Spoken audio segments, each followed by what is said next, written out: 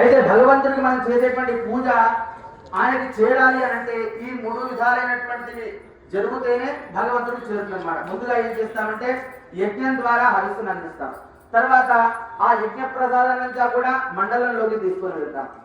మండల పూర్వకంగా బింబంలోకి స్వామి ఆ యొక్క పూజా ఫలితాన్ని చేర్చడం జరుగుతుంది. తదనంతరం ఆ ఫలితం మనకి భగవంతుడు మనకి ఇవ్వడం జరుగుతుంది. ఆ విధంగా యాగశాల ప్రవేశం, సర్వతో భద్రమండల ఆవాహన,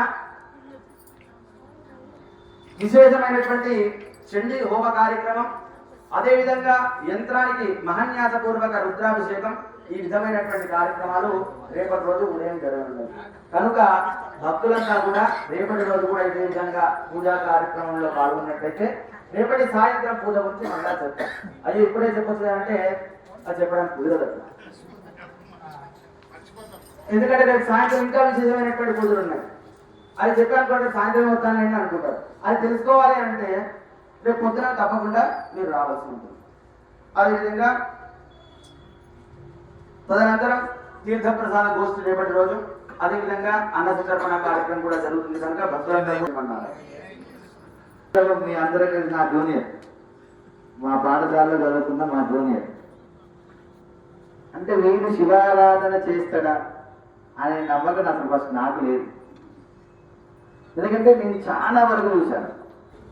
మా ప్రాంతంలో రుద్రం అనేది కూడా చెప్పరు వైష్ణవు. అటువంటిది ఈ కార్యక్రమంలో నిన్న నాకు పంపించాడు. మహాన్యాసపూర్వక రుద్రాభిషేకం అనేది ఒక వైష్ణవ సాంప్రదాయం గల వ్యక్తి చేస్తున్నానంటే మీ పూర్వజన్మ సుకృతం, మీది కాదమ్మా, మీ పూర్వజన్మ సుకృతాలు ఇవన్నీ. ఇంత మంచి అయ్యగారు మీకు దొరకుడు, మీ వాడకి రావడం, ఇక్కడ ఉండడం, ఈ శివాలయం కట్టడం, ఇంకా దాంట్లో స్ఫటికలింగం విశేషత బాగా ఉంటుంది.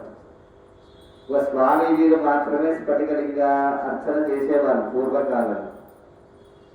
అటువంటి స్ఫటికలింగాన్ని ఇక్కడికి తీసుకువచ్చి ప్రతిష్టాపన చేసి మీతో పాటు అభిషేకం చేసి వీడు అభిషేకం చేసుకోవాలని ఆ కోరిక అమ్మవారే కలిగించింది కావచ్చు నాకు తెలిసి.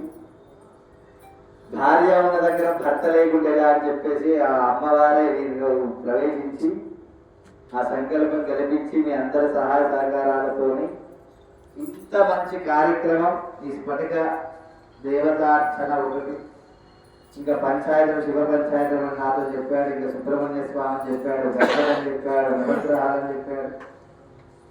ఇవన్నీ చేయడం అనేది చాలా విశేషం. అంటే ఉన్న ప్లేస్లో, ఈ ప్లేసులో